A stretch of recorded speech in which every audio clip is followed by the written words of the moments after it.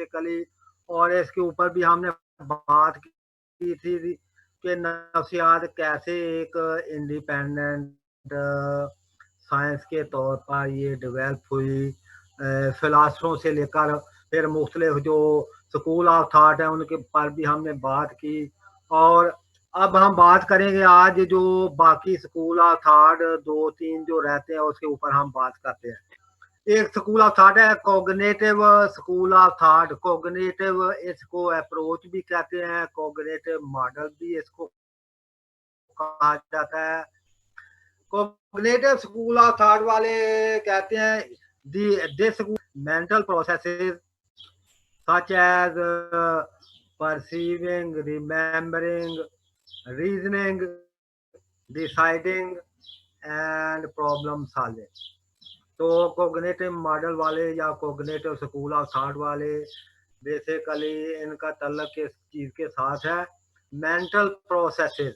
और ये प्रोसेस जहनी अमाल कौन कौन से हैं, मसलन इसमें सोच है, इदराक है, मेमोरी है, लॉजिक है, डिसीजन मेकिंग है और इसी तरह प्रॉब्लम सॉल्विंग है। ये इन मेंटल प्रोसेसेस को डील करते हैं। और कॉग्निटिव स्कूल ऑफ थॉट का तल्लुक बेसिकली इंसान के जहन के साथ है।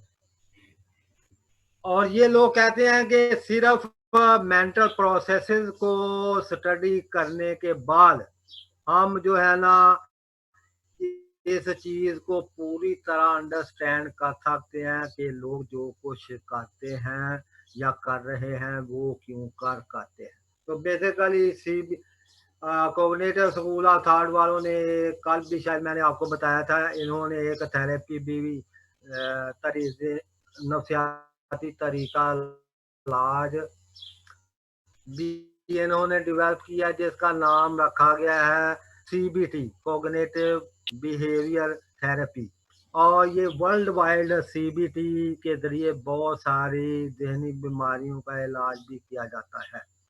और बेसिकली ये कॉग्निटिव साइकोलॉजिस्ट का कहना है कि इंसान को जो नफ्सियाती मसाइल का सामना करना पड़ता है उसके पीछे बुनियादी तौर पर उसकी सोच में खराबी वाकई होती है। अगर उसकी सोच को फंक्शनल कर दिया जाए तो नफ्सियाती मसाइल से छुटकारा मिल सकता है। क्या इसका जो खुलासा है वो basically it is concerned with the study of human mind. जब हम माइंड को स्टडी करते हैं तो माइंड द्वारा जिन चीजों से मिलकर बनता है उन सब को भी हम स्टडी करेंगे। फिर इसके जो है एक जीन प्याजे जो है, जीन प्याजे ने ये एक नजरिया पेश किया था। कल भी मैंने आपको बताया था कि बच्चों में जहनी या वकूफ़ी नशोनुमा किस तरह से होती है उसके बारे में उसने अपना एक नजरिया डेवलप किया था। और उसने 4 स्टेजेस ऑफ कोग्निटिव डेवलपमेंट की उसने पेश की थी। अब आगे आ जाए दूसरा स्कूल। इसके बाद जो स्कूल ऑफ थॉट है बायोलॉजिकल मॉडल या biological school of thought. Biological model जो है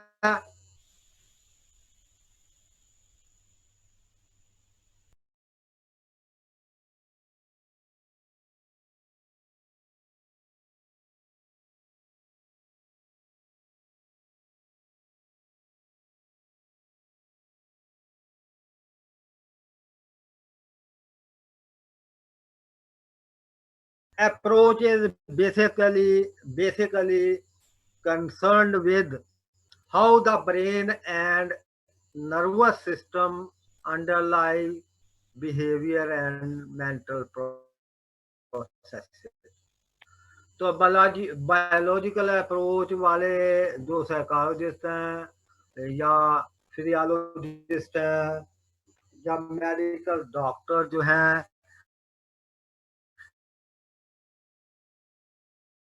ये सब बात की कोशिश करते हैं कि बिहेवियर को इलेक्ट्रोकेमिकल, तो इसी तरह हमारे जिस्म के अंदर भी ये इलेक्ट्रिकल और केमिकल इवेंट का ये इनका नुक्ता नजर बेसिकली ये है कि इंसान का जो मौजूदा बिहेवियर, जो इंसान जिस तरह से बिहेव करता है या उसका बिहेवियर जो हमें नजर आता है, उसके पीछे असल में उसका ब्रेन का सिस्टम है। वो जो सिक्रीशन करते हैं ब्रेन में, मिसाल के तौर पर न्यूरोट्रांसमीटर है कई तरह के, और न्यूरोट्रांसमीटर सिक्रीट करते हैं, मुख्तलिफ सिक्रीशन करते हैं न्यूरोट्रांसमीटर, और वो विद इन सेकेंड जो है हमारे जिस्म, ब्रेन से जिस्म की तरफ मुंतकिल हो जाते हैं। न्यूरोट्रांसमीटर की जो सिक्रीशन होती है, और वो इंसानी बिहेवियर पर इफेक्ट उसका पड़ता है। इसी तरह नर्वस सिस्टम को ये लोग समझते हैं, और हमारे अंदर जो ग्लैंड का सिस्टम है वो भी हमारे खून में डायरेक्ट सिक्रीशन जो रतूते हैं वो हमारे खून में दाखिल करता है, उससे भी हमारा बिहेवियर इफेक्ट होता है। सर वो बच्चों तो को जिस तरह एक्सेप्ट कर लें उनके वो वेटिंग लिस्ट में।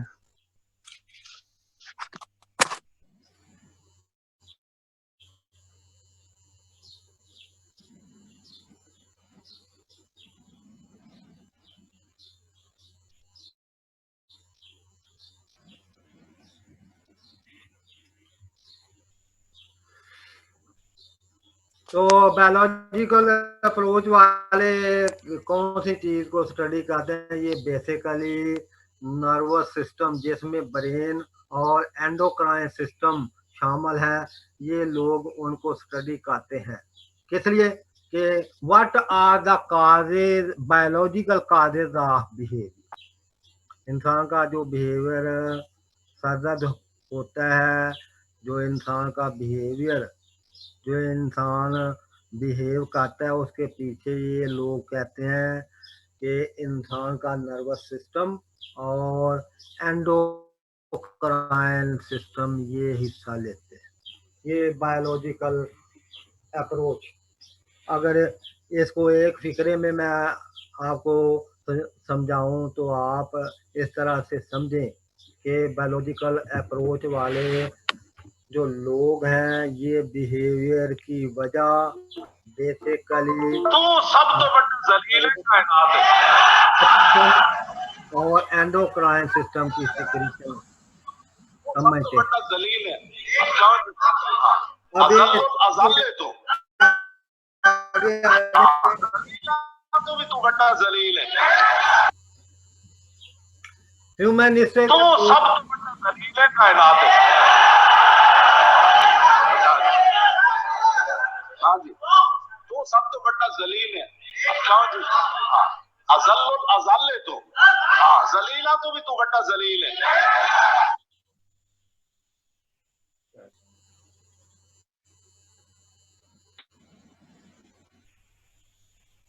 आवाज आ रही है आपको?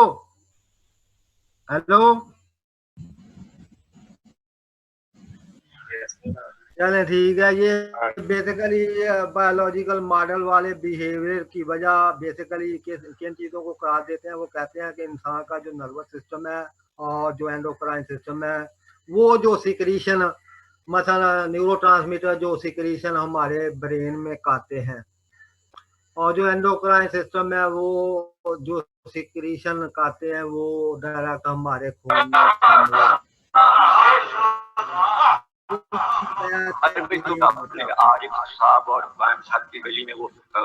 इसके बाद ह्यूमनिस्टिक अप्रोच क्या है? ये ह्यूमनिस्टिक अप्रोच वाले इंसान के जो पर्सनल एक्सपीरियंस हैं, थे मशहूर भाई कहलाते थे।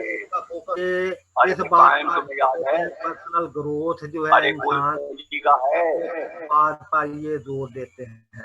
अरे कौन जाफरी लड्डन जाफरी, ये इनका तलक इंसान की जो अंदरूनी लाइफ है, मैं अपनी अम्मा के साथ करबला गया था, बात होती है कि उनको मद्देनजर गली बता दी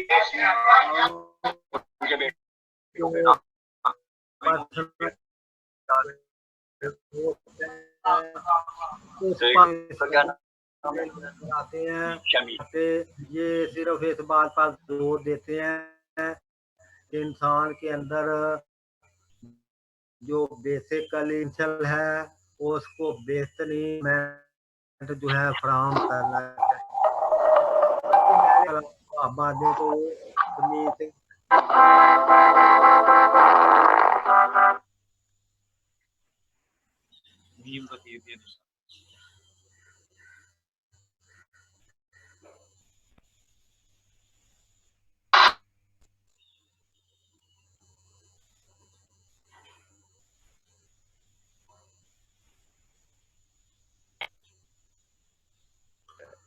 अब एक और स्कूल ऑफ थॉट है या इसको अप्रोच भी कहते हैं, socio cultural.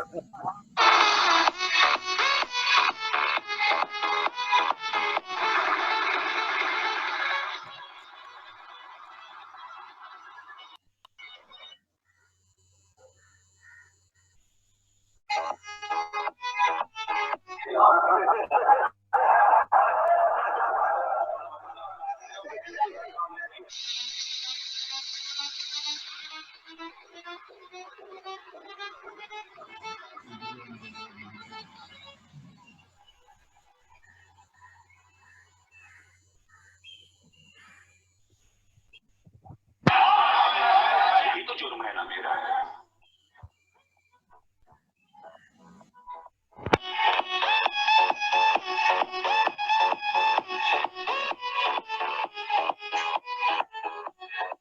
Socio cultural approach वाले इस बात को स्टडी करते हैं कि मिसाल के तौर पर सोशल और कल्चरल एनवायरनमेंट जो है वो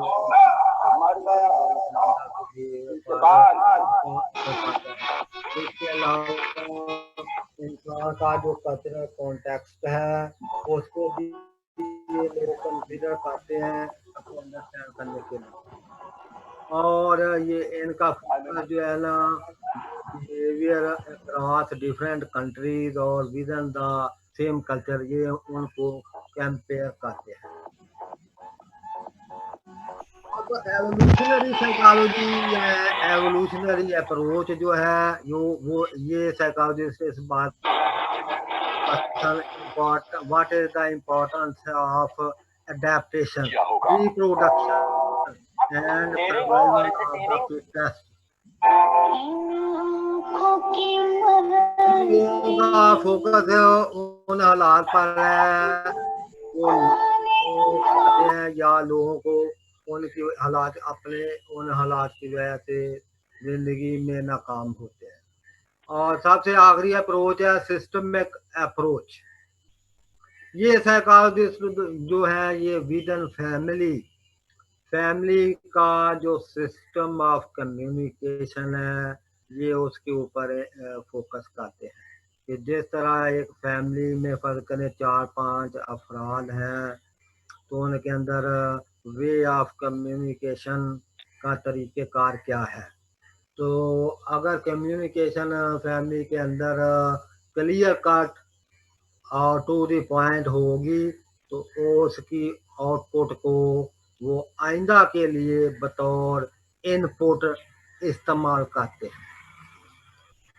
और फैमिली के अंदर जिस तरह की फीडबैक होगी वो फ्यूचर में इंसान को अपना बिहेवियर चेंज करने में हेल्पफुल होगी।